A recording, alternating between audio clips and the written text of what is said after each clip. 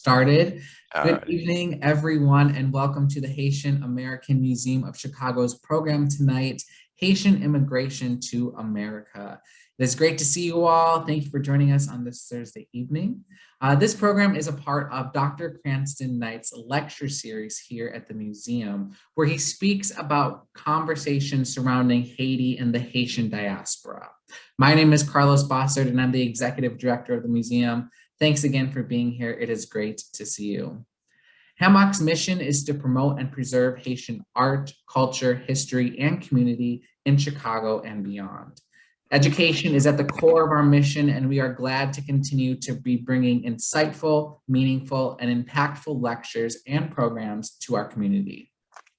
Before we begin, I would like to do some housekeeping and let you all know the format of tonight's event. First, this program is being recorded and will be up on our YouTube within a few weeks. If you do not wish to be seen, feel free to turn off your video cameras now. Also, all of you are automatically put on mute as you entered the room. Please remain on mute throughout the program, just to make sure everyone can hear the presenter the full time. Also, auto-generated captioning has been turned on for accessibility reasons. If you do or would like the transcript at the end, feel free to reach out and we can make that available. And then lastly, after the presentation, there will be a Q&A session with Dr. Knight, moderated by HAMOC's educator and grant writer, Ben Henderson. Ben has been with the museum for over 2 years now and continues to be a huge asset, supporter, and friend of the museum. Ben.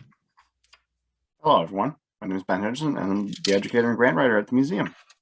As Carlos states, the Q&A will take place after the presentation.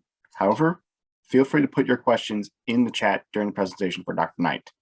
During the Q&A session, all questions must be made through the chat. I will be monitoring questions throughout the program and relaying them to Dr. Knight. For those who have not been to our previous programs, Dr. Cranston S. Ramirez Knight got his PhD in history at the University of Loyola and now teaches there as a professor. His work primarily focuses on international relations and foreign policy, with emphasis on the effect it has on smaller countries like Haiti. On the side, Dr. Knight is a photographer and works with the museum as a historian and consultant. For today's program, he'll be discussing the subject of Haitian immigration to the United States. This lecture is part of a series that explores global affairs, history, and culture from the African and African diasporic perspectives. Everyone, please welcome Dr. Knight. Hello.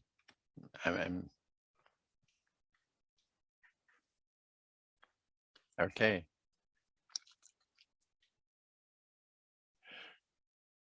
As was stated, we're going to look at Haiti and the immigration from what was known as Hispaniola, Saint-Domingue, Haiti to the United States, and the issues of immigration. Next slide.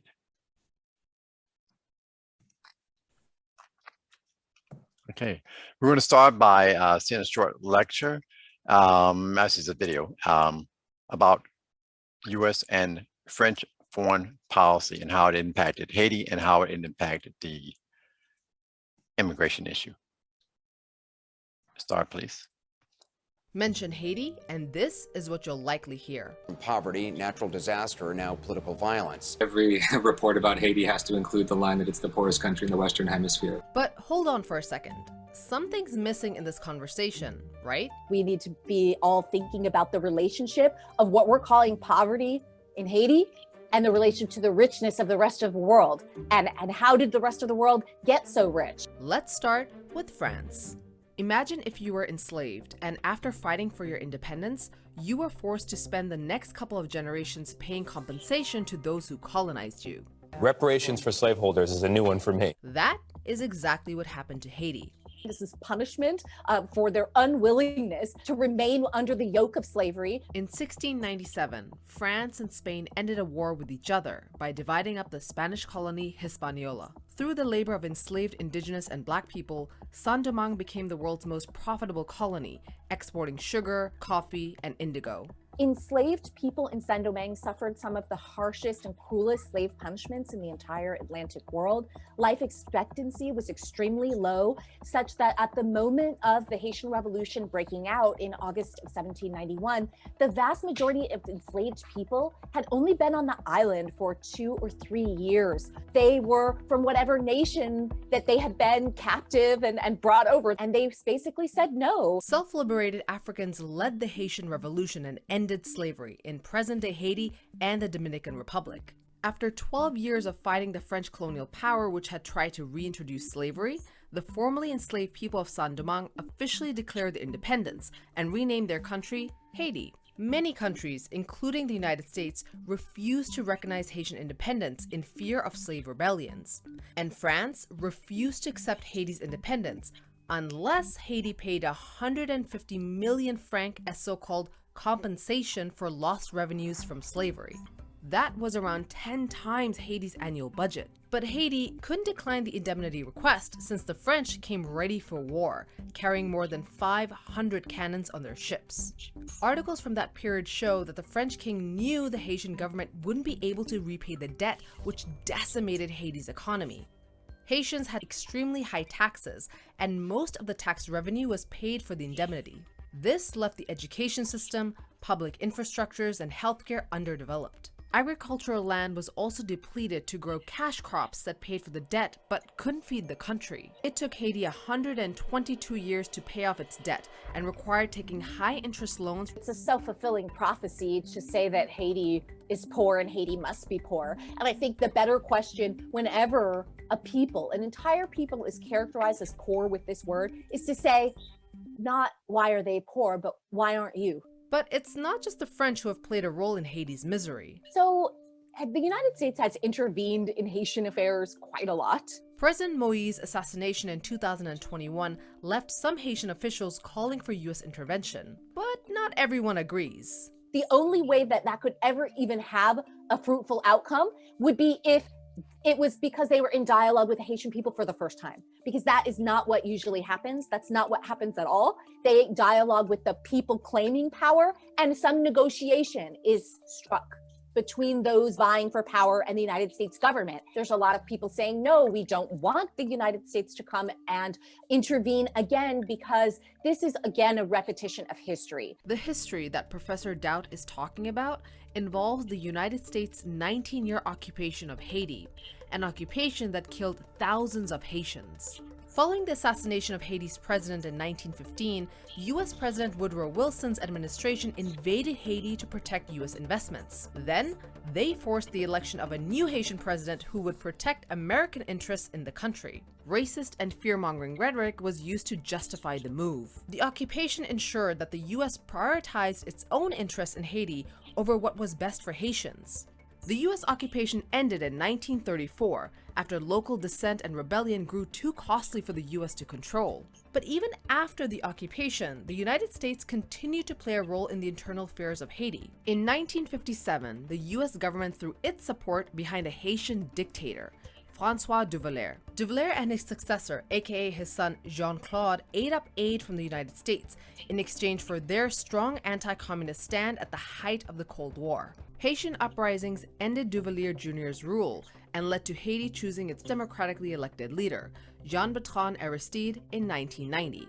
But within a year, Aristide's government was toppled by a coup. Not only was one of the leaders of the coup on the CIA's payroll, but the US had set up and funded the Haitian military and National Intelligence Service, which both played key roles in the coup. Ousted Aristide returned to his second presidency in 2001, and again was forced out of office by a coup that he claimed the US had orchestrated. And after that, President Obama's cabinet pressured a Haitian presidential candidate to withdraw in 2010. We see reports coming out of various civil society organizations saying that Haitians have lost faith in the electoral process because it doesn't reflect their actual concerns. And that brought us to the 2016 Haitian presidential election, where late President Moïse was elected with an extremely low voter turnout, but US backing.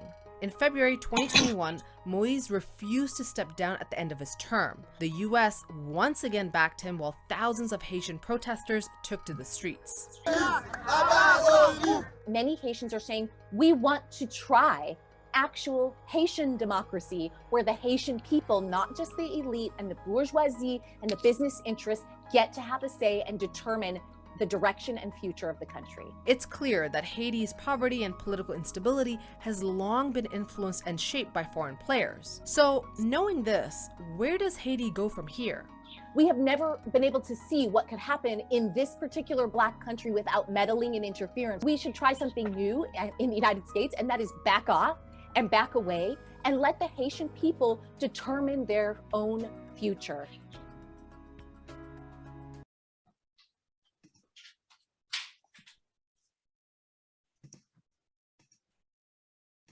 Next, please. Continuing on the theme of in terms of foreign policy, it's really important to understand that Haiti becomes that place very early in the American Republic that's not only repulsive, but it's a place that those in power within the United States fear.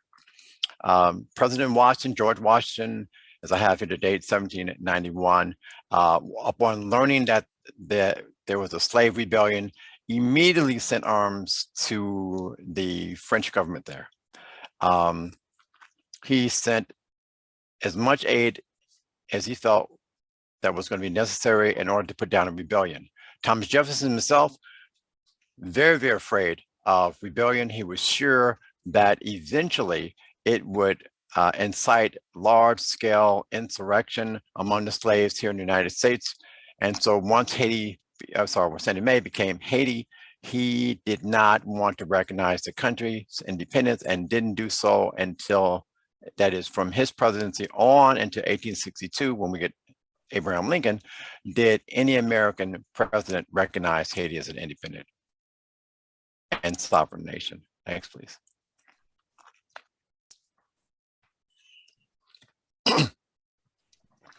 Haiti still stayed on the American an American spotlight and as a place where we could set up naval power.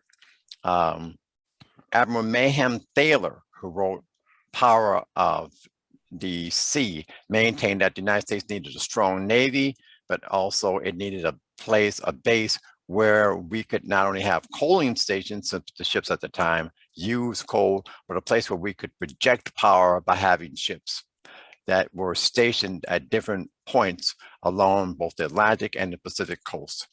And one of the things that they looked at very seriously was setting up a naval base in Haiti. Next, please. The United States continued to dominate Haitian affairs. President Wilson removed $500,000 from the Haitian National Bank and placed it in the US Bank, which essentially took all of the capital out of the country. So on one hand, you've got both the United States and France saying you need to pay us money.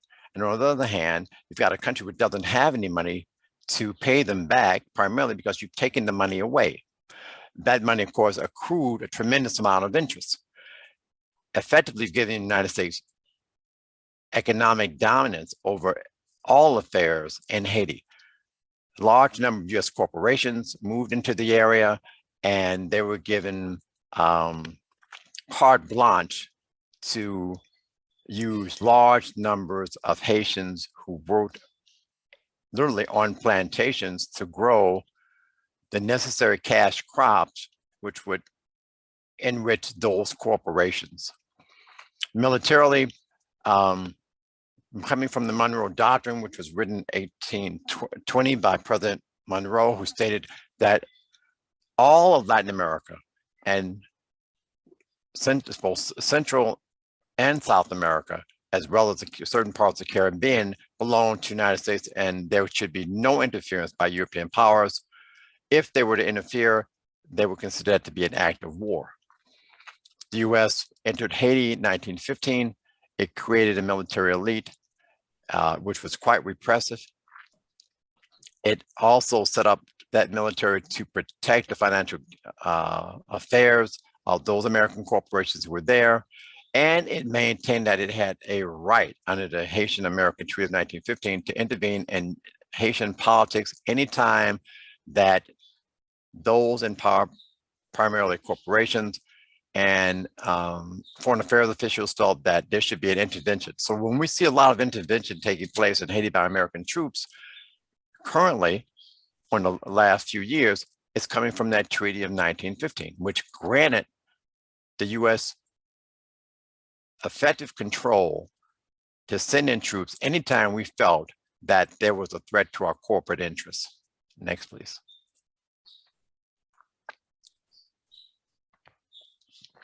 There were 5 major movements of Haitians from Haiti to the US. And the first was the Haitian Revolution, where a fair number of French, along with, if I can use the term, mulattoes, came to the United States, and the French also bought their slaves. So that was the first. When under the US occupation between 1915 and 1934, a fair number of Haitians entered into Louisiana, where they stayed, eventually gaining American citizenship, but also maintaining their Haitian roots. Under Duvalier, from 57 to 1986, you get a fair number of Haitians coming to the United States because of the repression that was there, and literally needed a safe haven. And then, of course, under Aristide, and then currently under 2021, 22, we get another movement of Haitians. And these are large numbers. These are not individuals. These are individual groups of people. These are large movements of people coming to the United States. In the earlier years, individuals came by boat. Later, individuals, or I should say groups of people, will leave and enter through Latin America, headed towards the US border. Next, please.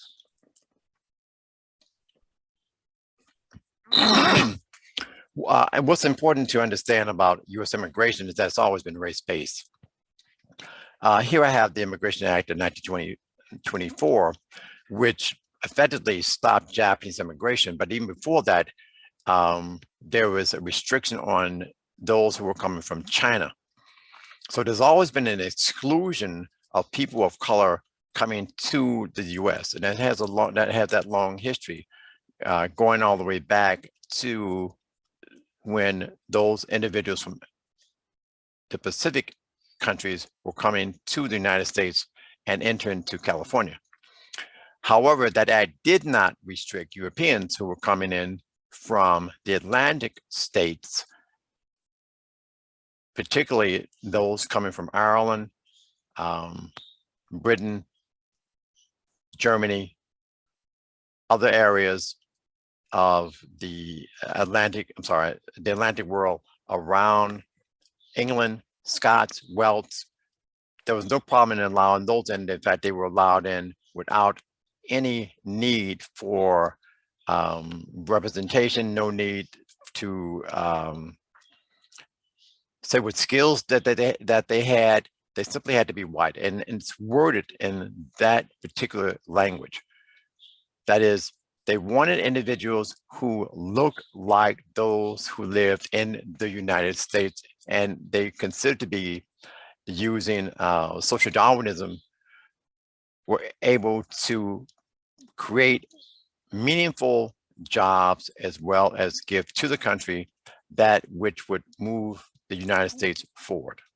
Everyone else of color, as far as those individuals who were social Darwinists, many of who were part of the immigration reforms, maintained that anyone of color coming to the United States had nothing to give, and therefore they were lower on a socioeconomic status, and therefore should not enter the states.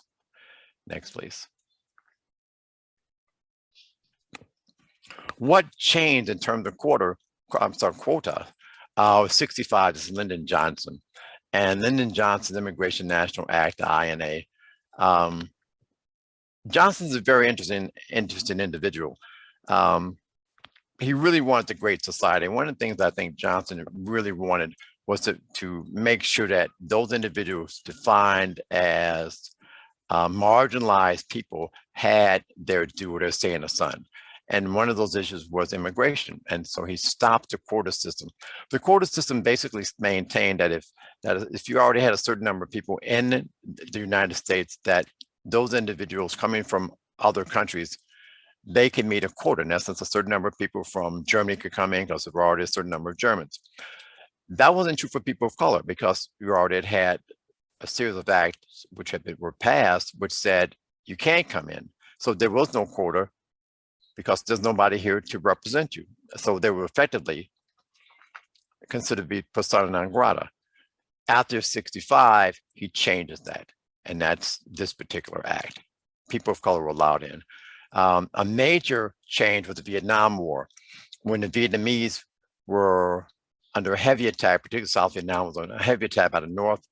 And we have this system in place that says we don't want anybody of color.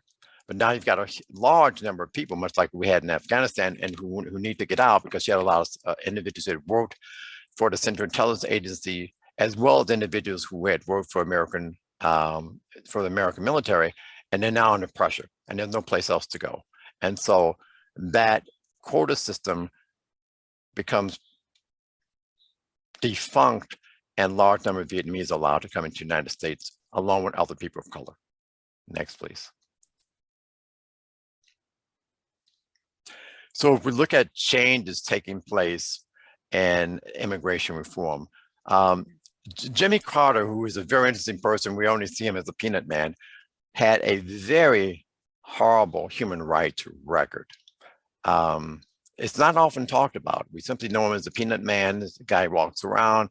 But in terms of foreign affairs, he did some pretty horrible things in terms of regime change, assassinations, having certain individuals.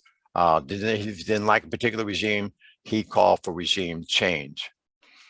And he pushed for those individuals who were coming to the United States and said, okay, the United Nations made it very clear that if you were coming from an oppressed country, and it was political oppression in which you could be tortured or worse, assassinated, you had the right to go to a country and ask for asylum.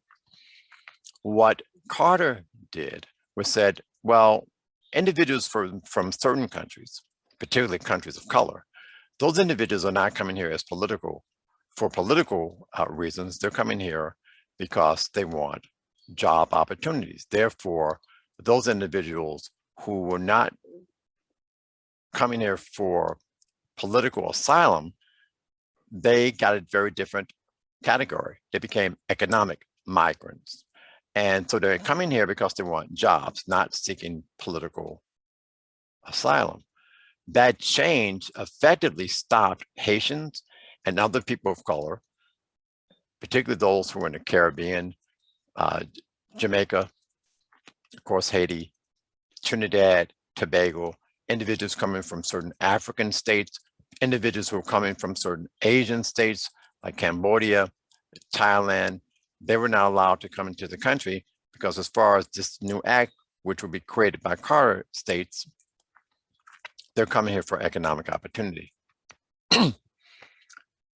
Haitian immigration, President Reagan, 1980, as Haitians are coming to the United States, he actually called the Coast Guard to put a boycott where the ships actually surrounded Haiti and stopped flotillas of individuals from getting aboard boats or should say launching boats. They interdict them and they sent them back to the country. Reagan also opened up Guantanamo Bay, and a large number of individuals who were stopped by the Coast Guard was taken to Cuba and placed in detention camps there. And many of them stayed there for quite some time before finally they were released back to, or repatriated back to Haiti. Next, please.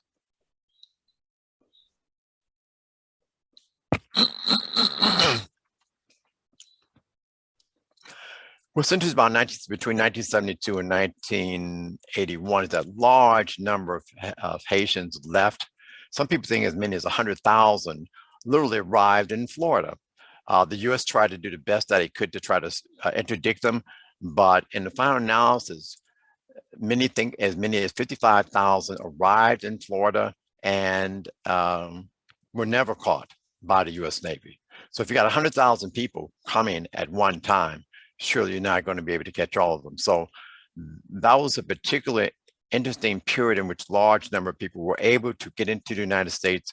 They still held, quote unquote, the illegal immigrant status. Many did not receive a green card. Eventually, some did, some were repatriated back to Haiti, but a large number were able to stay in the US and are still here to this day. Their children, without question, are Haitian American citizens.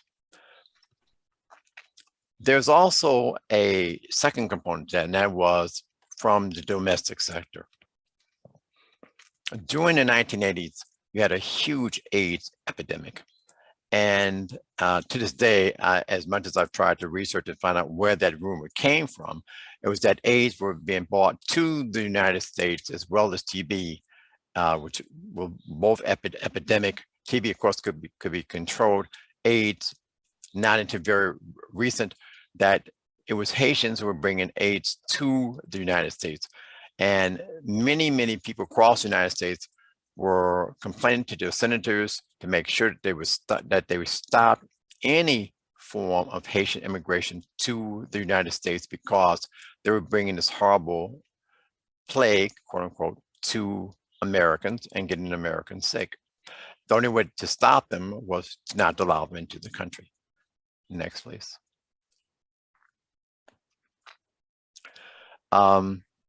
If we look at the Obama, Trump, and Biden years, Obama stopped large number of Haitians from coming to the United States and deported them. Individuals had stopped attempting to try to cross the seas, one, because the US Navy was there. And so they began to come in through areas like Brazil. Individuals went to Guatemala, Ecuador, and they traveled from those southern states up to Mexico and across Mexico to the US-Mexican border. The individuals who arrived there were picked up by US Border Patrol and were deported back to Haiti. 2020 is a great year. I'm still suffering from staying at home and wearing a mask from the COVID epidemic. But Donald Trump and his administration, which was known as Title 42, which was the emergency public health, maintained that anyone that was a health threat to the United States should be expelled immediately. And so large numbers of individuals were rounded up and deported from the United States. We saw a similar situation with Biden in Texas. He continued to use the Trump Title 42. The question, of course, would be for Biden, as it would be perhaps for Obama, was why? We know that for Biden, he was under tremendous amount of pressure to make sure that those individuals who were under the bridge in this one sector in Texas, that place would be cleaned up as soon as possible. Not only was there domestic pressure, there was pressure from Congress. Some people were repatriated to the United States, but a large number were deported back to Haiti. Obama followed a similar pattern. He didn't use Title 42. He also was under tremendous amount of pressure to make sure that Haitians would be deported, and specifically Haitians.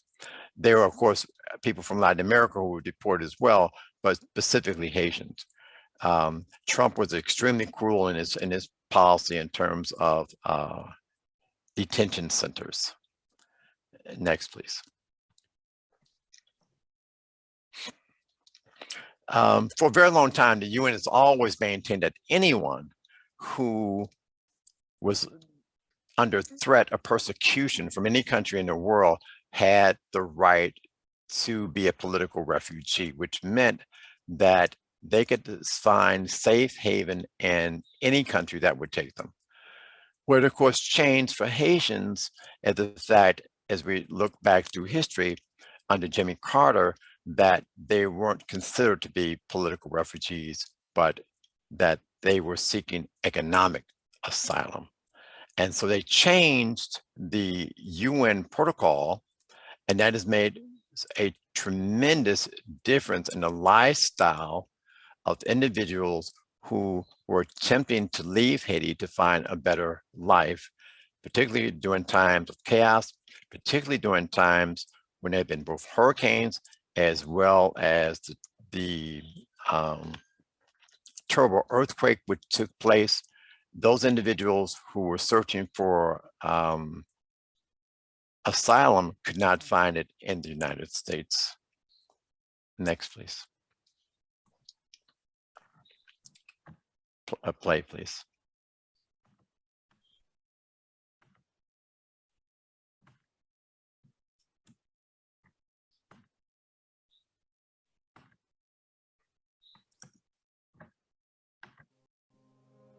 The images have been striking. Haitian migrants struggling to enter the southern border of the United States, and some of them being repelled with force. But how did this situation come to be? Journalist and Haiti expert Jonathan M. Katz explains. The vast majority of these people, well, they originated in Haiti, within about the last 10 years, were part of the group of people who left Haiti after the 2010 earthquake. It was a horrendous, catastrophic earthquake in January 2010. The strongest earthquake to strike that country in more than 200 years. Killed 100,000 to 316,000 people, destroyed, most of a city of 3 million. It was absolutely terrible. And in the aftermath of that, a number of Haitians felt they just couldn't cut it in Haiti anymore. They couldn't provide for their families. Things weren't getting better. So they moved to Brazil and Chile and South America. Haitian American advocate Jocelyn McCalla knows some of the people at the border. There are people who essentially left their country, invited to some extent by the countries of Chile and Brazil, to work there legally in projects and that required their presence, that their labor. But fast forward, 7-8 years, things have gotten pretty hard in Brazil and Chile as well. And they decided that they would take a chance going up north and perhaps making it across the United States and beyond the United States, Canada. So essentially, these people walked 7,000 miles, hitched rides, got on trains, but for the most part, did it on foot. It takes a long time from Chile or Brazil to get to the Mexico-US border. It's a treacherous trip. It's a treacherous experience for many of them. They've gone through a lot. People have died on this trip. People have gotten very badly injured on this trip. Some of them don't make it. Some of them die on the way. And making it to the border carries no assurance of being granted asylum by the U.S. They've come to the United States hoping for a better life. And at the moment, we are not letting them in. And I think it says something about how desperate people are, how much they want a better life for themselves and their children, that they're willing to put themselves in these circumstances. Many of them, just hope that they could eke out a living, and if they have the opportunity, claim asylum. One man told Reuters, "I want to look for a better life wherever I might find it." They just want safety. They just want a better life. They just want to enjoy some degree of security and prosperity and freedom that the United States, at least in theory, promises. Although the migrants are following the law in how they seek asylum, many of them have been sent back to Haiti. Most of the people who have been obviously deported to Haiti will end up in the situation that is worse than the situation that they left back 5, 6, or 10 years ago. McCalla says the U.S. should allow the migrants in, and not as an act of charity. We need to provide safe haven to people who are seeking safe haven temporarily in the United States. Welcome them, and because frankly, they may be some of the best people that the United States will welcome in a long time, because these people are ambitious, they work hard. We're not talking about people who are going to be a burden on the United States. They may need some help at the beginning, but eventually they make it and they are embraced by the community, and they embrace the ideals that the society stands for. This is Inside Edition Digital.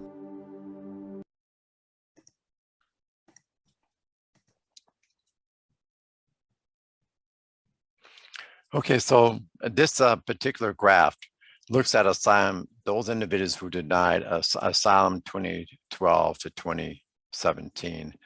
And as you can see going down the graph there, the highest percentage at that particular time was Mexico, followed by Haiti, El Salvador, Honduras, Guatemala, Somalia, and India.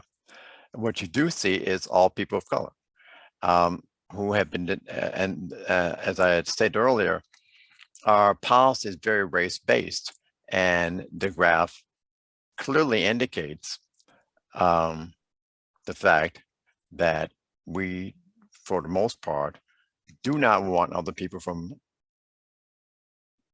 countries of color in this particular country.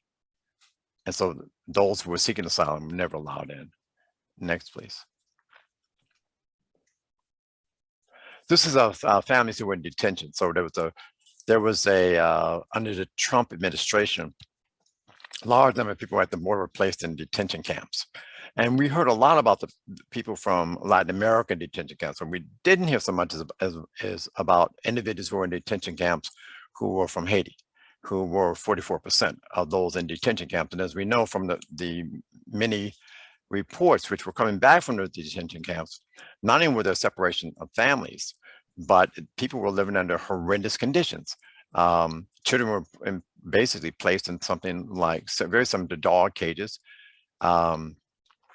Many individuals, men and women separated, husband and wife were separated and put in cages. And a lot of these cages were very similar to the ones which were at Guantanamo Bay, which housed, quote unquote, the terrorists from the 9/11 attack, during the time that we were taking people from places like Afghanistan and other places in that particular part of the world and flying them to Guantanamo Bay, where they were put in those particular precarious conditions. Those were the same type of conditions that immigrants found themselves in. What's not on this particular chart is individuals coming from the other Caribbean countries like Jamaica, Trinidad, Aruba, individuals coming from Nigeria, Ghana, Congo, Sudan. They also fell into this very precarious system. But it gets very selective in terms of who's going to speak about whom. If there's no voice, if there's no individuals or group of individuals who are going to bring your case to the press, and there are no cameras that I have seen yet that shows individuals who are part of the African diaspora living in the same conditions.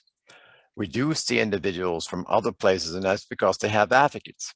Not that there aren't advocates in the States, it's that simply they were not, either their material was suppressed or they were not able to get their photos to the right companies to shine a light on the plight under which they were living. That is a major issue in terms of trying to understand the conditions under which people lived, or I should say, under which they were living. It took literally, unfortunately, the situation in Texas to really shine a light on how horrendous the conditions were under which people were living who were attempting to enter the United States. But once again, that doesn't show the detention centers.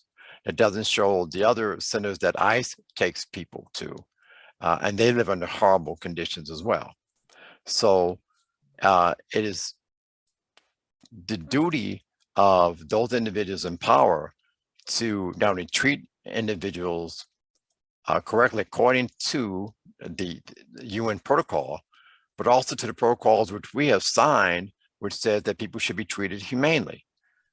That means that our senators, our congressmen, I won't hold out for them, but also citizens should be informed of the conditions under which people are surviving or attempting to survive so that they can get things like lawyers, food, water, and more importantly, shine a light on the conditions under which they are attempting to literally eke out and survive from day to day, and include toilet facilities, water, clothing. Your basic necessities are denied these individuals once they wound up in these particular detention centers.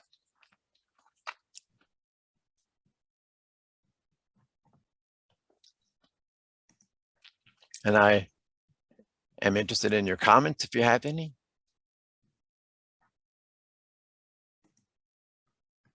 Well, thank you so much, Dr. Knight. We appreciate your really well thought out presentation. Now we will turn it over to Ben to do some Q&A. All right. Well, we don't have any questions in the chat so far. Okay, so I guess I'm kind of curious about the way what Gitmo was used. How is it still being used to detain immigrants today, or is it still kind of being used for the war on terror? Actually, most of the people who are in terms of war on terror have been released. I think there's no more than probably about 20 there. I think the last individuals and if we're talking about Haitians who were there's probably about 3 years ago. So to answer your question, currently no. Okay. All right, we got a question in the chat. Has the Haitian community in the United States been able to find some way to support those on the border? Say it again, please. I'm sorry. Has the Haitian community in the United States been able to find some way to support those on the border? There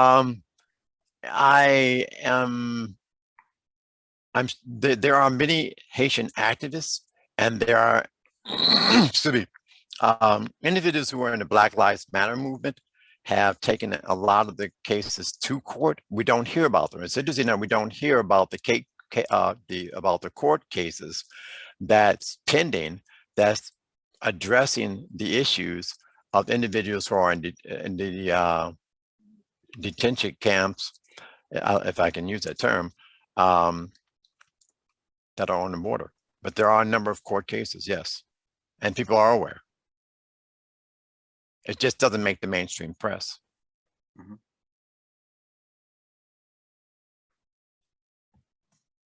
And with that question, I just want to interject really quickly. The Haitian American Museum of Chicago, we stand in solidarity with all Haitian folks here in Chicago, in the United States, at the border, and in Haiti. And over the summer, the museum put together a relief fundraiser, not only for folks in Haiti with the earthquake, but for folks who are coming to the border and specifically coming to Chicago from the border during the influx of migrants.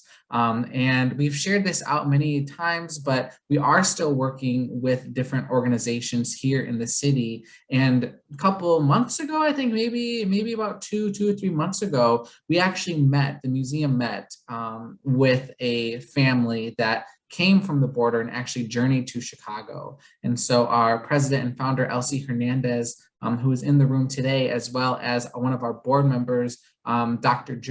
Brenda Jones, met with this family and were able to provide those services.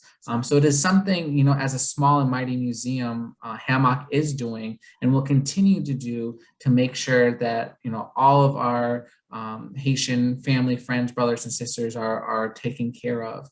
And like that last report said, these folks may need support at the beginning, but they are going to be, and they are, some of the most probably valuable players and people that the United States will see, in the next couple of years. So I just wanted to add that piece of something that the museum is currently doing and will continue to do as we see through more migrants coming to the States and coming to Chicago.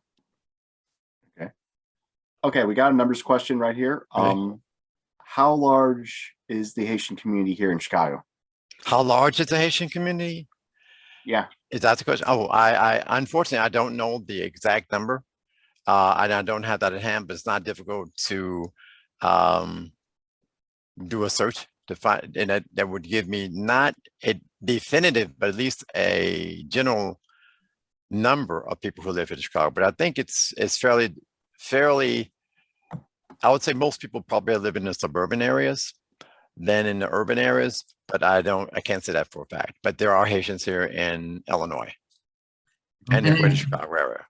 And I'll definitely add to that too, Dr. Knight. Sorry if I can't. No, it's okay, please. It's a very common question that we get at the museum. And according to the Consul General of Haiti here in the city of Chicago, they estimate about 30,000 self-identified Haitian Americans are in the Chicagoland area. And Dr. Knight, you are correct. One pocket of Haitian folks you will find in Evanston, so right out of the city limits, and the other pocket of folks down in the southeast Chicago area. So again, very spread out. Those are self-identifying Haitian Americans, according to the Consul General. But we have to remember, especially now with diaspora and identity, there are many people who identify as Haitian may not, record it. But that's the general number that the consulate gives us these days. All right, we have a question from the video we had at the beginning of the presentation. Okay. Sure. Who is Jude Celestin, and why did the Obama administration force him out of the 2010 presidential election? Okay. I'm not really familiar with that particular case, but if I am to gather, considering that the United States is a hegemon, and considering our long history of dominating politics in Haiti, I would assume that anyone who was discussing serious change or serious economic or political change would not be allowed to either hold power, or if they were in power, would be forced out of power. So the U.S. has a tremendous corporate hold on the country, has a tremendous political hold on the country. That's not going to change. And it's not going to change because if we look at the long history of U.S. intervention, corporate and military, Haiti plays a vital role. And so that paradigm, if that person in any form, shape, or fashion threatened that paradigm, that person was not going to be allowed to stay in office. But I don't know the specifics why Obama may have forced him out. But as I said, we look at the long history of US running the country, both economically and politically. If you threaten that, you won't have a long tenure, if you have a tenure at all. Yeah, it's pretty much been the case ever since the occupation. Every Haitian president has relied on the U.S. in order to stay in the power. Yeah, since I mean, we last time there was a president in Haiti that was elected, a pretty popular president who was elected like with the backing of the majority of the people in Haiti, was like Astrid, and Astrid both times had his government overthrown, and he ended up having to flee the country twice for his own safety.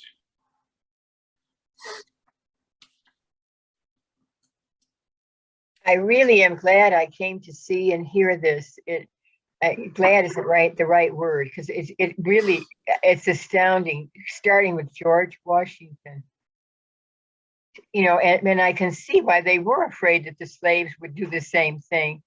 I had heard about the quote reparations, that after they kicked all the French out of Haiti, the French demanded reparations, and they had to send thousands of dollars to the French every year. And I had heard that as an explanation of why they were such a poor country. Now you're giving me this further reason why they are such a poor country. Thank you very much. Oh, it's an interesting, I want to say it's an interesting story. It's a very sad story. It is. And even Jimmy Carter, you know, here we always think of Jimmy Carter as all the wonderful things he did. Uh, and then when I heard, and I thought you were going to be saying something good about him, and then when I saw what it was, I was disappointed in him. Oh, Yeah, he had a horrible human rights record. yes, that's sad. It's never spoken about, but yeah.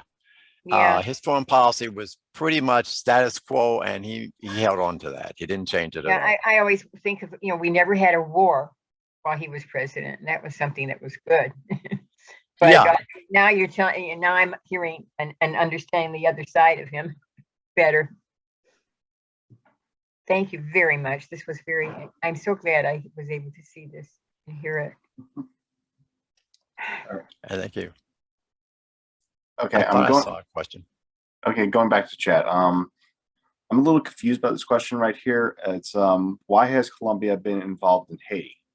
I don't know what this person's asking. Are you talking about like Haiti's involvement in Colombia's War of Independence, or are you talking about something else?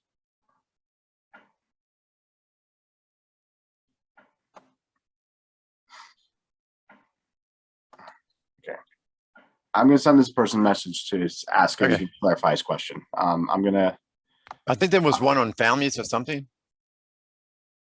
Oh, okay. The person just sent me a message again. He's sending these messages directly at me instead of in the chat. Okay. Sure. This is with regard to the killing of the president. I thought Colombian troops were involved. Oh, he's talking about he's talking about the assassination of the president. I think he's like saying. I think he's saying. I think he says the persons who killed the president were from Colombia. Oh, you're talking about the present, this last assassination. Yeah. Oh, they were individuals they were mercenaries who were hired. So it wasn't the Colombian army. They were mercenaries. Okay. So they were hired guns who came in and did the assassination. The question, of course, is who hired them? And there's lots of theories on that. We know they're Colombians because they were captured. And we know that they were hired guns or mercenaries because they stated as such. They weren't part of the Colombian military. Some of them were former military, some of them were former army individuals who were trained in the military and had military experience, but they were not commissioned officers, or they were not a special team coming from Colombia specifically to kill the president. Okay. All right. We've got another question right here. Hi everyone. Why are Haitian and Mexican families in detention centers at the highest rates of COVID? At the highest rates during COVID? Probably because the largest number of individuals coming to the border. For a long time, we've known that lots of people from Mexico have always been at the border and to seek asylum in the United States. So that's a given. Haitians coming to the United States, Haitians started coming to the United States through Latin America somewhere around the 1980s. And they did so primarily because they were being stopped by the U.S. Coast Guard. So you're trying to get to Miami, and you got to face the U.S. Coast Guard, and you got to face a lot of racism from the Floridians who were there when you show up. It was much easier to come in through the other Latin American countries and then try to make your way up. So the two largest groups then would be those individuals who were coming in, which were Haitians in detention, and those individuals who were Mexican ancestry who were coming to the border. But there were also lots of people from Guatemala, El Salvador, Nicaragua, Costa Rica, who also wound up in those detention camps. We don't hear about them, but they are in those camps. All right, we have time for one more question.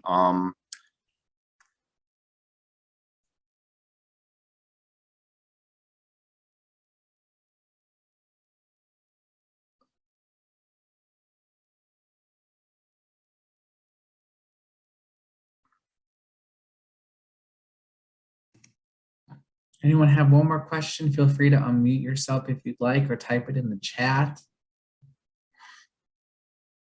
Dying to know something.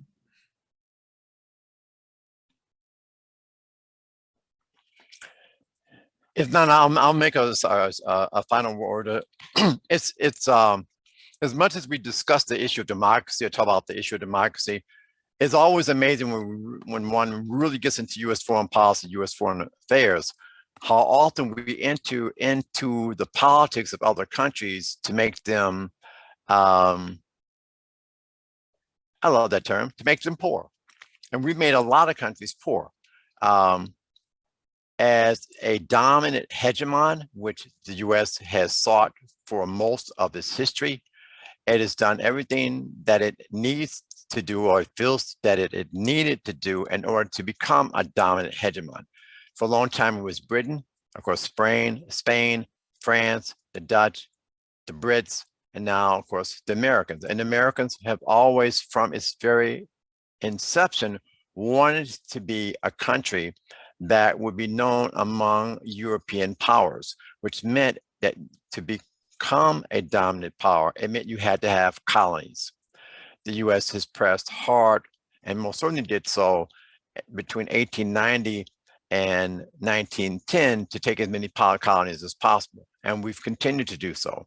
In order to stay a dominant power, which means you've got to make another power impotent. And we've done so across the Middle East. We've done so across Latin America. We did so with Monroe Doctrine in 1820. And we maintained that we own, literally, in President Monroe's own words, we own Latin America. We own Central America. They and those people belong to the United States, and they will literally sing to our tune. And we've always maintained that. Anytime there's been an intervention, whether it was Argentina, whether it's Guatemala, Nicaragua, El Salvador, the wars in the 1980s and early 90s, they've been backed either by the Central Intelligence Agency or U.S. Special Forces, and we've done so to make sure that those countries do not develop governments that would be competitive to U.S. corporations. And so we've made many, many countries and many, many people suffer so that we can become and maintain our status, not only as a great power, but as a rich people. We are rich because other people have to be poor. And if that's democracy, it's a strange democracy. I don't think the UN would agree with it. I don't think many people would agree with it. That concept of superiority in which you're marginalizing other groups, literally millions of people across the world, so that we can get the goods which we need, goods and services, at the loss of their lives, at the loss of their livelihood, is something that we're going to do in order to maintain a certain lifestyle. I'll make a quick example, rubber. Rubber comes from the Congo. And in that sense, most people in the early years who were under King Leopold, which he killed 20 million people, that rubber made Ford rich because cars need rubber for tires. That rubber came directly from the jungles in the Congo, and the people who procured the rubber, Congolese, died. So once again, to become what we are and to stay who we are, someone has to suffer. Thank you very much, Dr. Knight. Again, I appreciate your time this evening. Thank you all for joining us as well. You know, Dr. Knight, thank you for sharing your research and your contributions again with us here at HAMOC, the Haitian community and the Haitian diaspora. And of course, Ben, thank you again for being here, moderating another insightful Q&A. Before we go, I just want to make a few quick announcements. As you know, February is Black History Month, and the museum is celebrating with a couple more really great opportunities to get involved. The first one is that HAMOC just opened its newest in-person exhibition at the museum. It's titled On the Way Home, All Light Was Green. And it's a solo exhibition by HAMOC's current artist in residence, Jean-Yves Hector. And the exhibit speaks on the impact that recent events in Haiti have had on him, especially because he is here in the States and has friends and family on the island. You can come see this exhibit safely in person now until April 20th. Additionally, we will be opening our newest virtual exhibition later this month on February 25th, featuring a new artist at HAMOC, Adolphe Giroud. And he is a Haitian-born artist currently living in Brazil, which we talked about a little today. And we will be showcasing about a dozen of his paintings that depict life and culture on Haiti. You'll be able to see the exhibit online on our website from the comfort of your own home. And then lastly— What was the timing for the April? What is the location? The location of the— For the virtual exhibit, it will be online on our website. Oh, I see. The one that you said is going to be until April something? Yep, that one is virtual. That's only virtual. Yeah, the one on exhibit at the museum until April 20th. Yep, that's at our museum at 4654 North Racine. But that's live. It isn't online. That is correct. Okay. And we are hosting then another virtual exhibit starting February 25th. That one is online. Okay, well, 4654 what? North Racine. North Racine. Okay. Thank you. Yes, of course. And lastly, HAMOC will be hosting an author talk with Dr. Rhonda Sherrod, who is the author of the new book coming out this month, Surviving, Healing, and Evolving, Essays of Love, Compassion, Healing, and Affirmation for Black People, which includes the essay, Still Enchanted After All These Years, which focuses on the history of Black Chicago from DuSable and Harold Washington. That is another virtual Zoom event happening on February 25th. Again, thank you all for being here this evening. I appreciate your time and dedication to the museum. If you do have any questions, again, feel free to reach out. My contact information is in the chat. Have a wonderful evening, and we do look forward to having you once again at one of our programs in the future. Thank you, everyone. I appreciate it. Thank you. Thank you. Thank you. Have a good evening.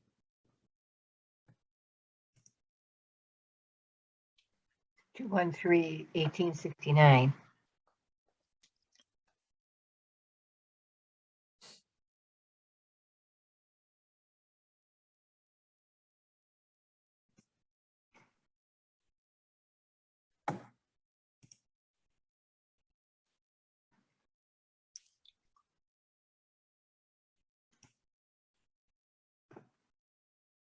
Thanks, Mary Ellen. This was really, really good.